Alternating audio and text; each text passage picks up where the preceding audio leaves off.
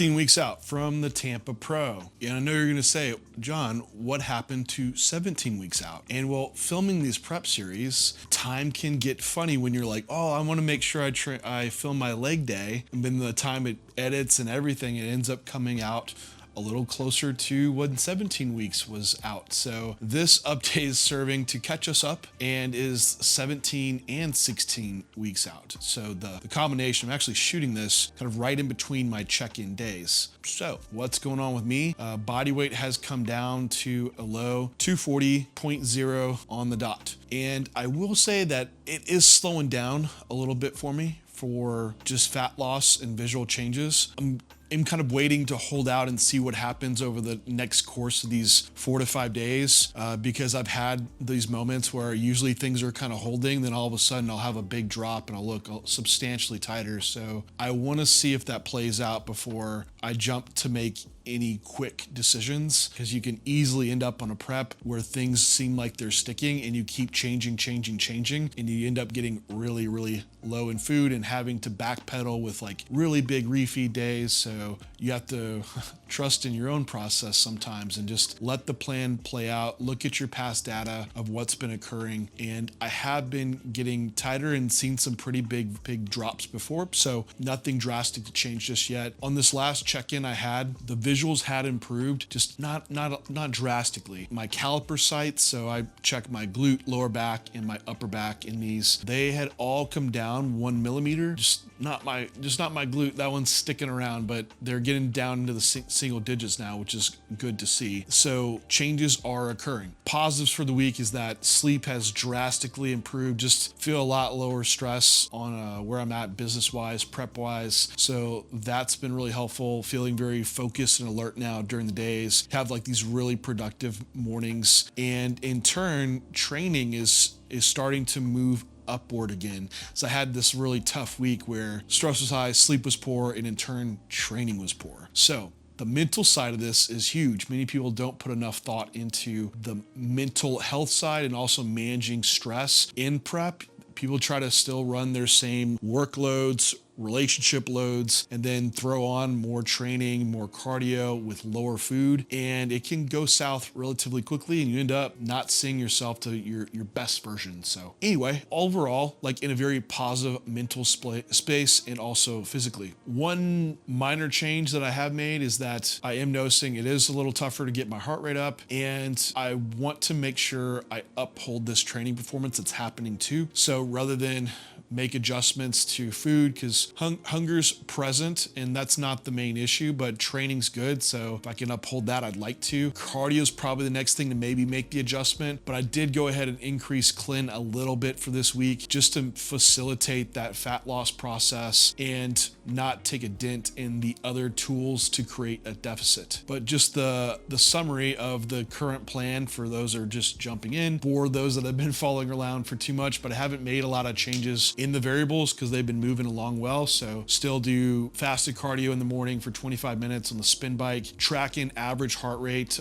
with like the Apple Watch. You can keep like a running average. So I make sure I'm usually around this 120 beats per minute. That's also coupled with 10,000 steps per day. Current diet is right around 3,000 calories on train days. I'm sorry, 3,200 calories on train days, 2,600 calories on off days. And that's spread across 5 meals for the day. Very manageable as far as that goes. PEDs, I'm not going to give the full breakdown here. I mean, you can go to the forums on J3U and I document everything out, but just the easy generalized thing to say is like, the total milligram amount of anabolics are 1,400 mgs per week. Clin has just went up to like 40 micrograms is where I'm at. Also on thyroid, that got adjusted a few weeks ago because my lab work had that a little bit low. I talked about that in a previous update. And then there's just some odds and ends, prophylactic type stuff in place. But again, head to the forums if you want all that in detail. Not trying to have YouTube flag me and take me down. So other things that happened is that Renee had her birthday this past, it was Sunday, but we celebrated Saturday because that is our complete off day, which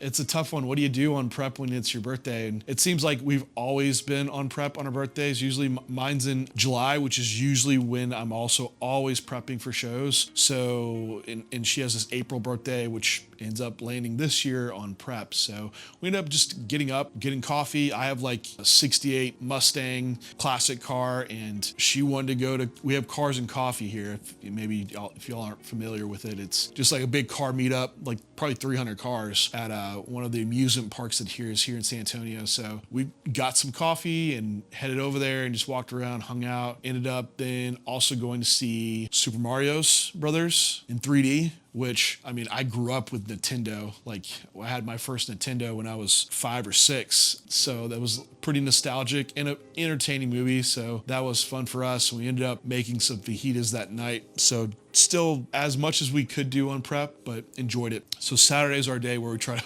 feel like we're not in prep as much as we can. But anyway, let's jump into the pull session that I did today. Now, this session is one that you've seen before in my last pull session, but there are some changes that have been made since we have reviewed that training session. So I'm still starting with a pull down as a first movement for, it's lat. It's also a little bit more biased towards the like upper back teres, kind of mid trap area. Some of these people call these like an upper back pull down versus a lat pull down. I think that is a bit exaggerated. It is more like this kind of mid back, mid lat range. But anyway, what I did here and what I have changed is that I was having kind of 4 main back compound movements. It was a pull down, a stiff leg, chest supported row, then a lat row. And so what I've done is I've actually pulled out the stiff leg because it's been really bothering my lower back and more taxing that's been affecting some of my other days. And then when you look at my visuals, like I don't need hamstring or have glutes, you could use a little bit here, but what I'm doing on my leg days for hamstrings is completely sufficient to hold them muscle retention wise on prep, and back is still main priority to give that good stimulus, but I want some erector loading. So I do have a bent over row, and we'll talk about the bent over row here shortly, that I've put in place. And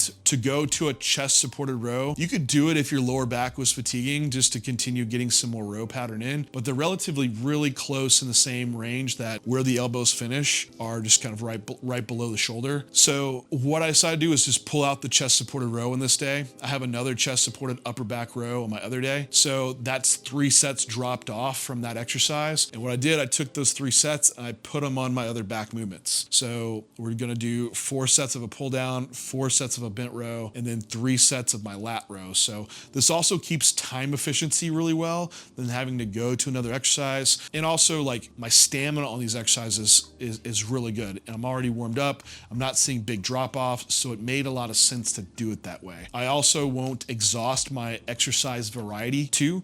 So if you have like 5 different rowing movements and they're all like, that's all you got, like you have nothing to rotate to from there. So anyway, that was the setup for today. So a pull down, that's why I did 4 sets instead of my normal 3. Big key here is you'll see like I start kind of straight up and then I just keep leaning back with my arms extended forward until I feel that tension right around my teres lat area. I can feel like this tense up around my rib cage, and then I lock in that torso position and just row from there.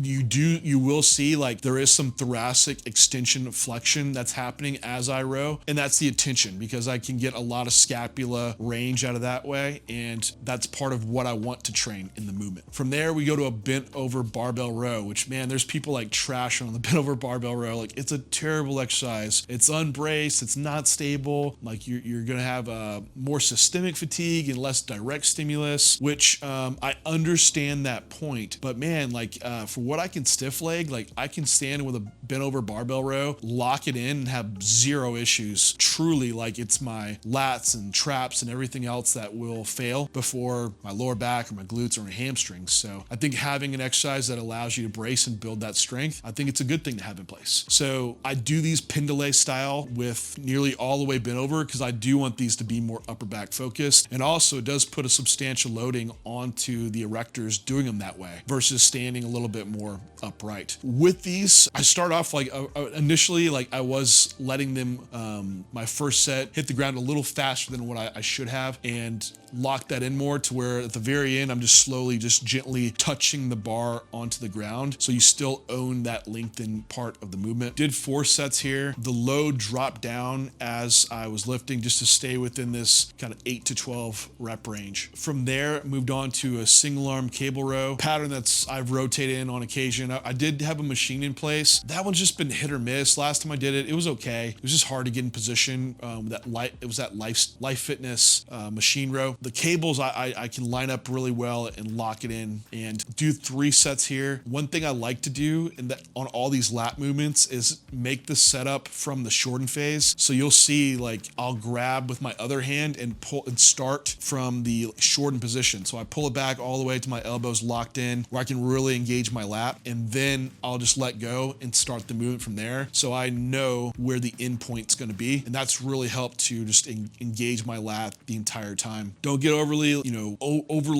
locked in on this position. You see people that have a lot of lateral flexion and then they're like barely moving the arm and have no range. Like, it's okay to let the arm translate forward and have some protraction occur. Yes, we're working the lat, but when that humerus moves forward, the lat's attached to the humerus, so it is getting some more range out of that position.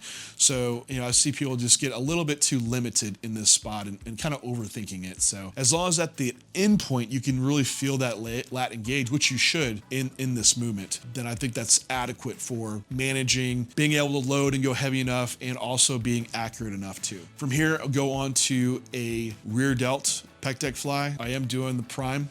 One thing that I have liked is just going to a neutral grip. Part of the function of the rear delt, it is involved in some external rotation of the arm, and it also just feels more organically natural when I have my hands in those positions. And I just the other position was starting to really kind of bother my rotator cuff, getting into too much pronation. I've tried different heights on the seat and different torso angles, and so moving to the supinated grip, it just kind of seems like it freed up some space around that AC joint. But hit 3 sets here. Again, just owning the whole range, like owning the shorten phase, owning the lengthen phase, and not trying to rush and swing it. I do keep my chest pushed pretty hard into the pad just for standardizing the lift as well. From there, move on to bicep work. So biceps it's a strong point for me, so it is thrown at the end, and also don't have a lot of sets present. So I do single arm dumbbell curl. Still like the single arm, just helps keep me in position. I allow some shoulder flexion to occur because it, like you'll see, like towards those end of those reps, it's a grinder all the way up, and as you're moving that elbow forward a little bit, for one, the bicep does cross the shoulder joint, so it will fully shorten, but also that load is starting to get under the elbow and drop off loading when the muscle's also having a hard time fully shortening. So the strength curve really matches the resistance profile when you do that. But since I have done that, like, man, I get huge bicep pumps, so something's working well there. And I have that side lean just to really line up the joint well and not bind at the elbow. Just helps keep me a bit more supinated in the movement. And one thing you will notice is that I do start slightly neutral, and as I go up, I cue a little bit of supination. That is the function of the bicep, so it does help me engage more with activating the bicep in the movement. Last thing is a dumbbell hammer curl. Same kind of setup. One thing I haven't liked with it is when a lot of people grab the dumbbell and they'll keep a little bit of wrist extension present. If you move into just a little bit more neutral, almost to where the palm is just perfectly in line with the back of the forearm, man, you can really get a lot more brachioradialis out of it. Maybe I don't know if it's completely unrelated. Mechanically, it shouldn't really make sense. It doesn't matter. Like that muscle doesn't attach the hand anywhere. So I don't know, give it a try and see if you notice that as well. But I do 2 sets there, and that fully wraps up my pull day. So there've been a few modifications on it, going to less exercises and just more sets of them. It's been more efficient, but man, it's just better quality work. And that's been the reoccurring thing with back work that I've noticed. Like if I get, for one, it was like 2 sets, and yeah, it's like I'm just getting into the movement and getting like barely a pump started. 3 sets, sometimes that works plenty, but today like 4 sets was on the money. I was still getting quality work done. And then after the 4th set, I finally felt like, yep, that one was finished off. So anyway, any questions for me, leave them down below, and I'll talk to you next week.